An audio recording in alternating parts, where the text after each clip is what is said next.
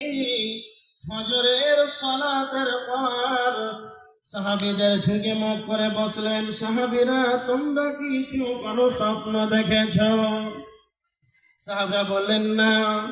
আবার সাহাবীরা নবীজিকে প্রশ্ন করছেন, আল্লাহর নবী আপনি কি কোনো স্বপ্ন দেখেছেন? তখন আল্লাহ রাসূল বললেন, হ্যাঁ আজকে একটা স্বপ্ন দেখেছি। তখন সাহাবীরা বললেন, আল্লাহর নবী আপনি কি স্বপ্ন দেখেছেন সেটা বলেন।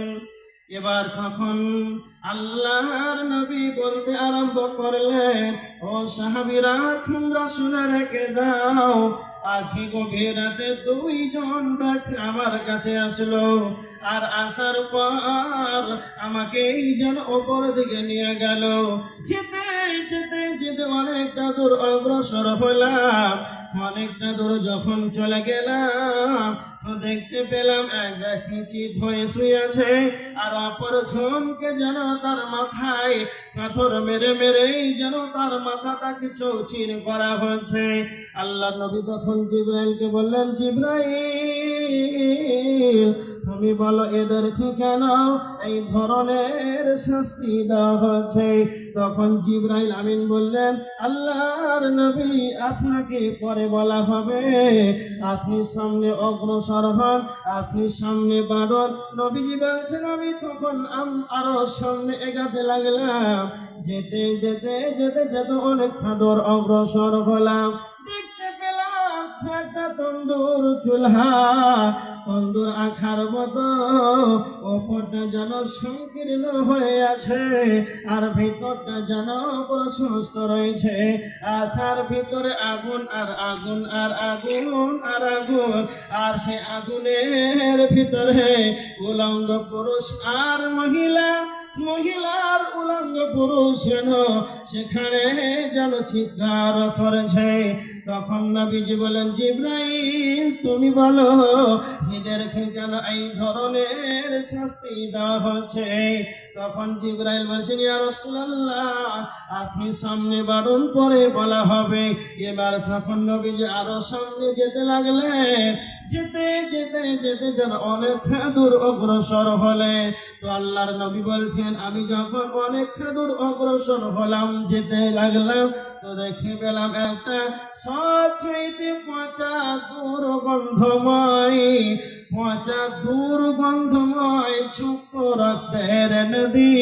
সেখানে যেন ঠিকা যাচ্ছে না, এতটা গন্ধ।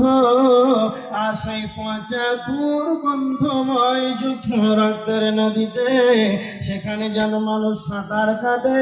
সাঁতার কাটতে কাটতে যখন তারা তীরে আসার চেষ্টা করে, তখন তাদেরকে পাথর মেরে মেরে মেরে যেন আবার যেন পুনরায় তাদেরকে ফিরিয়ে দেওয়া হচ্ছে।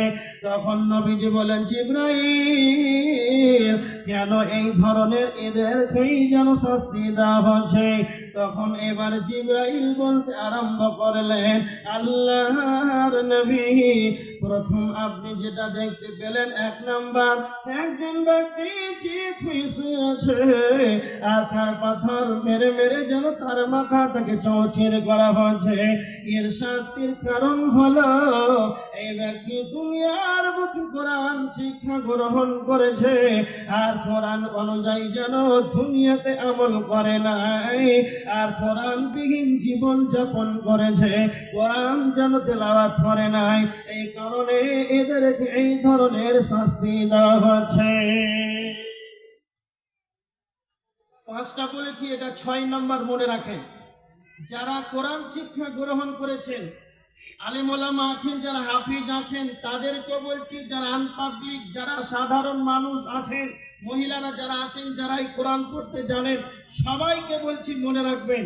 আমাদের সমাজের ভিতরে বর্তমানে এখন দেখা যাচ্ছে রমজান মাস আসছে, কোরআনটা খুলছে, আবার রমজান মাস আসবে তখন কোরআনটাকে খুলবে, তাই 1 আঙুল পরিমাণ ধুলা পড়ে আছে 1 বছর পর। এইরকম যদি আপনার রীতিনীতি চরিত্র স্বভাবকে আপনি চেঞ্জ করুন, পরিবর্তন হন, যখন কোরআন পড়তে শিখেছেন মানে আপনাকে প্রত্যেকদিন নিয়মিতভাবে আপনি যখন অবসর সময় পাবেন তখন আপনি কোরআন তেলাওয়াত করবেন, নচেত এই ধরনের শাস্তির সম্মুখীন হতে হবে। নাম্বার 2 নাম্বার, তখন জিবরাইল বলেন, আল্লাহর নবী তৃতীয় নাম্বার হলো আপনি যেটা দেখতে পেলেন তন্দুর চুলার মতো, তন্দুর আখার মতো, উপরটা যেন সংকীর্ণ, ভিতরটা যেন প্রশস্ত রয়েছে, তার ভিতরে আগুন আর আগুন, আর সেই আগুনের ভিতরে উলঙ্গ পুরুষের নারী, মহিলার পুরুষ যেন সেখানে চিৎকার করেছে।